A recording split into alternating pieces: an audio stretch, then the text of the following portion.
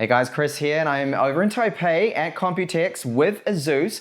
I'm checking out here their lineup of ProArt laptops. So that's the recently just announced PX13, the PZ13 powered by the Snapdragon X series, and the P16, the Zenbook S16 I'll be showing you with this hands-on video. I've been playing around with them a little bit, and I'll give you an idea of what you can expect in this first impressions video.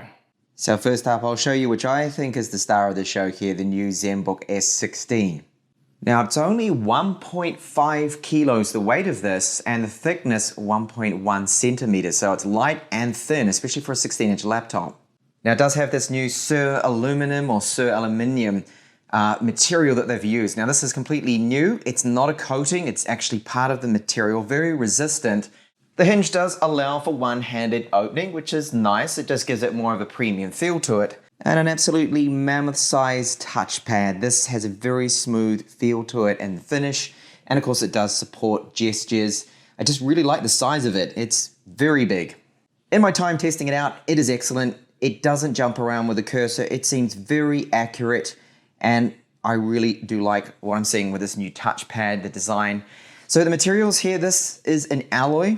Inside, feels very good, resistant in this white color with the silver here that you don't see any fingerprints. The keyboard, this is backlit, and you do have about, I'm just guessing here, I don't know the exact measurement, but it seems to me about 1.5 millimeters of travel, very little flex, and I'll show you those brightness levels. So that's it off. We've got the first, second, and then the third there in the maximum brightness setting. Now they have these great looking CNC machine vents along the top of them. There's 3,522 that they've cut out individually, and this does help with the cooling. So it's an improvement here. You can see the logo right there. And again at the HQ we saw a little bit about this, about the process of how they did this with the CNC machining, and it's a nice touch. Again, it's just giving it quite a premium look, but it has a practical use too as well for the cooling. The screen bezels, as you can see, left and right and the top are very slim. Now this is a 16-inch screen with a 16:10 aspect ratio. It does support touch. Now touch accuracy, I have not really had any problems with in my time just testing it out. It does seem very good. Fully laminated, OLED 120 Hertz. And it's just an excellent screen. You're going to get those deep blacks, the low response times, and the excellent color gamut that you come to expect from OLED. But more on that later with my review when I actually get to break out my Spider X Pro and measure the color gamut exactly, and its top brightness and everything. Now it does have the AMD Ryzen AI9. This is a new chip here from them. This is the HX170 with Radeon 880M graphics, 12 cores, and it does have 24 threads. That's a lot. So this is a big step up from what we've seen before from them with this Ryzen 9. Now the RAM configuration, we've got 32 gigabytes here, and it's running at 75 mega transfers, which is excellent. And we're looking at a total of 50 tops with the NPU for the AI performance. Of course, it's all about AI nowadays. And then the ports here on the right hand side, so we have a full SD card reader. This is very good to see, especially for people that, well, creators with video. You're gonna be using SD cards, so you can just slot that straight in there. A USB Type A, this is 3.1, 10 gigabits per second. For ports on the left side, we have an HDMI 2.1. We have two Type Cs, which are full spec, so that's USB 4.0, 40 gigabits per second, supporting power delivery, video out, 3.5 millimeter with microphone support for our headphone jack there. On the right of Type A, this is USB 3.1 and that's 10 gigabits per second. A full-size SD card reader, status LED. Finally, along the bottom here, one single rubber foot there, another one there at the top. And we do have what I can see inside internally, two cooling fans. Now, I don't know the TDP that they're going to be using with this. The build quality, very good. There are some gaps here either side too. Battery capacity, this is decent. This is 78 watt hours. Then the ProArt P16, this is focused at creators, this particular laptop here. Now the weight of it is 1.85 kilos. Matte finish to the lid at the top, very little flex. In fact, pretty much nothing, because it does have a touch screen on there, the glass, which is optically bonded to as well. So fully laminated. Can you open it one-handed? Yes, you can with this particular laptop here. And you can see another very large touchpad. This laptop's 14.9 millimeters, the thickness of it. It does have a 90 watt-hour battery, and this touchpad, you can see just how large it is. It's enormous. It does incorporate the dial pad, which is right here, which is very good for artists. So this is going to work great, for example, in your Adobe suite of applications. Say video editing with Premiere Pro, you can use this to scrub ahead. And once you get accustomed to it and you start using that, it really does speed up your workflow. The keyboard on this unit is backlit, and it does have about 1.5 millimeters of travel. Again, they do feel very good. Really no flex on this. So note that it does pick up fingerprints. I've noticed this smudges with a matte finish like this, which is typical and normal with a alloy finish like this, and the matte coating it does have with the paint finish. But it feels very good, it's very premium. Now note that we've got a lot of space left and right here. I don't know why they didn't try to fit in a number pad. I guess that wasn't their focus there, but I do like the fact that they've separated the power button here. It's not part of the delete key or next to the delete key. It's right above it, which is good. So the screen is a 4K screen, 16 inches. It's a 16 by 10 aspect ratio. It does have 500 nits maximum brightness and 100% of DCI-P3 color gamut coverage. Supports touch too as well, and of course it is glossy, so you are going to see reflections with it. That is the downside to this display, but otherwise the OLED, they look brilliant. So downwards firing speakers, you can see left and right here, 2 rubber feet on the bottom, plenty of ventilation, 2 fans that I can hear. Now we do have a GPU in this one which is up to the RTX 4070, so that's great for video editing, creators, 3D work. TDP on the GPU is up to 105 watts, and the CPU, which is the Ryzen AI 9 that it can go up to maximum configuration, that's 70 watts. So it's a powerful 16-inch laptop, great for creators, which is its focus, of course. Now those grills either side, they aren't just for show, of course. They do include speakers. So there's 6 speakers in total. I showed you there's 2 on the bottom, and then we have another 4 here, 2 either side.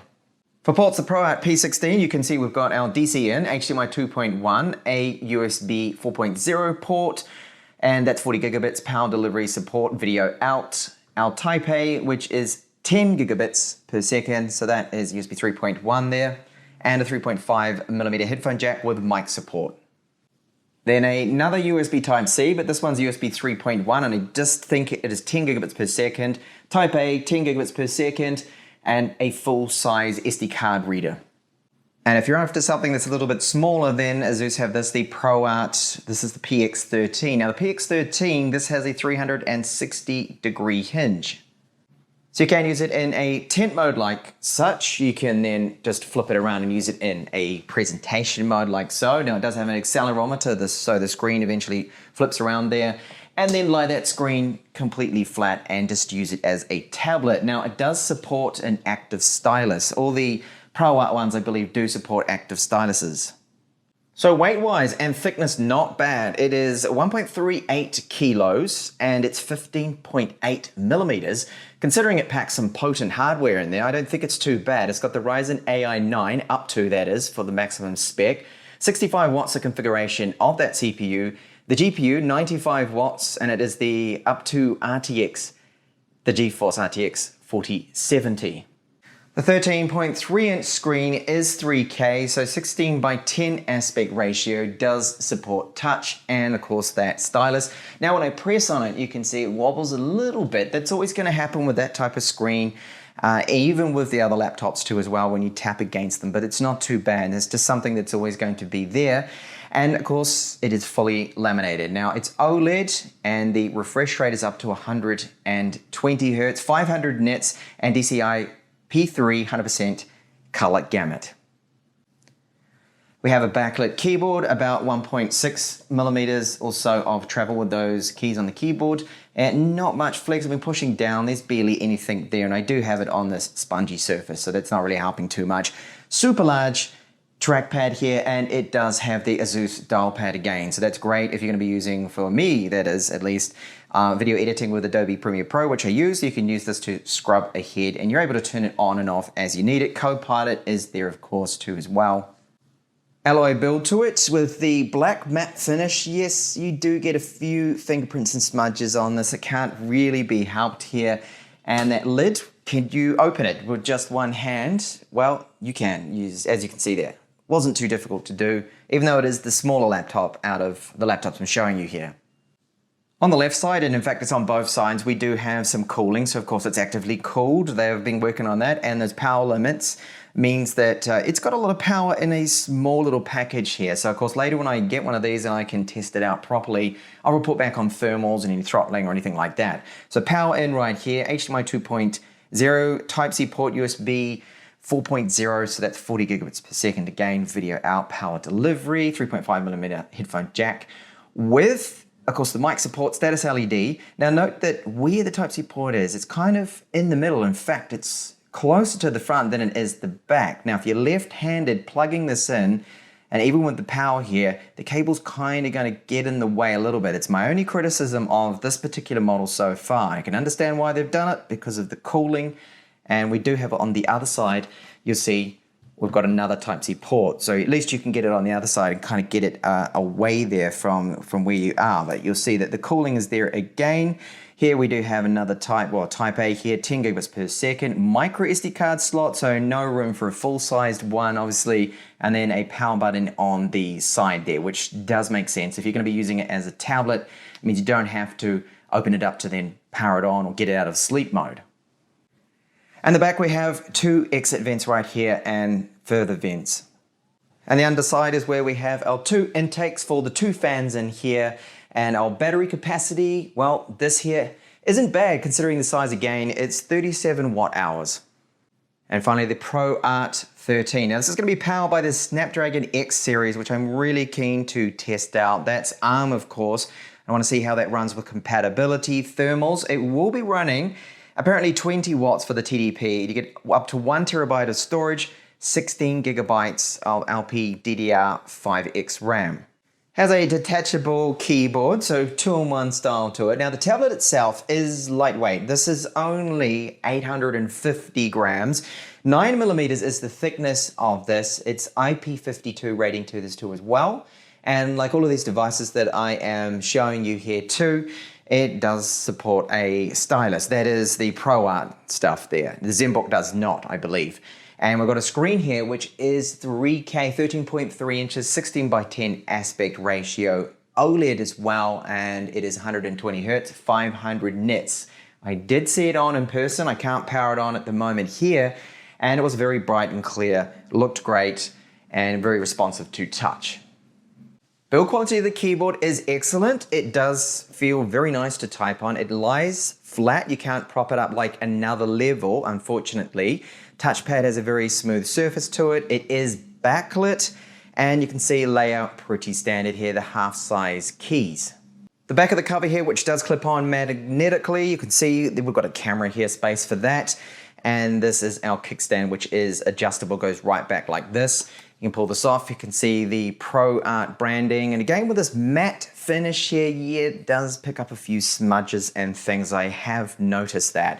Now with the screen, again, I can't actually turn this on, I can't show you anything because it's kind of really top secret at the moment, this particular device, but at least I've got a bit of hands-on with it and I can show you some things. That the bezels do not look bad at all, and as I mentioned, it's got that 3K OLED screen, camera at the front, and it looks like infrared here, so it will support Windows. Hello, Pogo port pin connector there at the bottom, of course, for that magnetically attaching keyboard.